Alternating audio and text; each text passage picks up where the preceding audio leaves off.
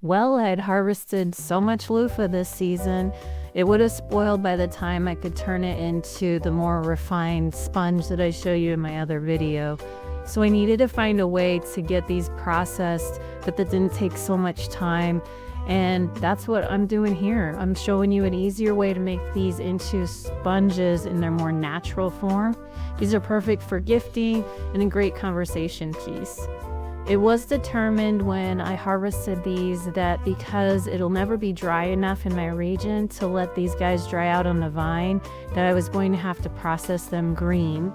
It's a bit more challenging to work on them this way instead of letting them dry out completely because the skin is pretty tough to remove.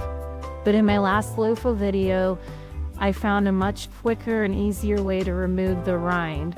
If you bake them in the oven for 240 degrees for about 40 minutes and then let them cool, the skin peels right off. Once the skin was peeled off, I poked my finger into the chambers on both ends of the gourds, and this freed up the cavities. Then I started rinsing them under tap water, squishing out the seeds and the sap. And it took a bit of time to get the veggie to kind of a workable state, but eventually it loosened up and started to release the seeds pretty easily.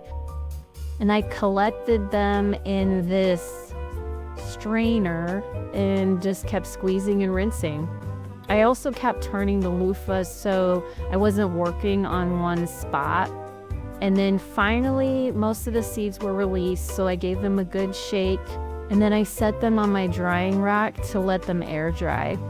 I didn't use a fan this time because that seemed to make them a little too crispy, and I let them dry for about 3 days. Once they were dry, whatever seeds were still left would squeeze and then shake out.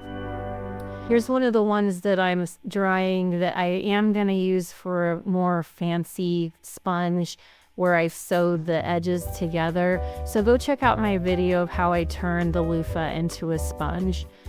Now that we have all these seeds, here's what I did with them. I fed them to my chickens just the way they are, or you can let them dry. I wouldn't add any salt or anything, so really no additional prep is needed unless you just want them dry before feeding to your chickens. They love this stuff. Second, I rinsed them really well to get all the sap off, and then I let them air dry.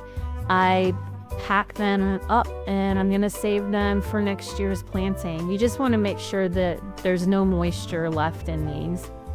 And then the last thing I did was I rinsed them, and again really well, getting all the sap off, and let them air dry. Once dry, I drizzled them with olive oil and sprinkled them with some sea salt. Then I baked them at 350 degrees for about 25 minutes, turning every 5 to 7 minutes. Once they were golden brown, I removed them from the oven and let them cool, and it was a really good snack. It was very similar to pumpkin seeds. And that's it. I think I've covered all the ways that you can use loofah except for preparing to eat as a vegetable.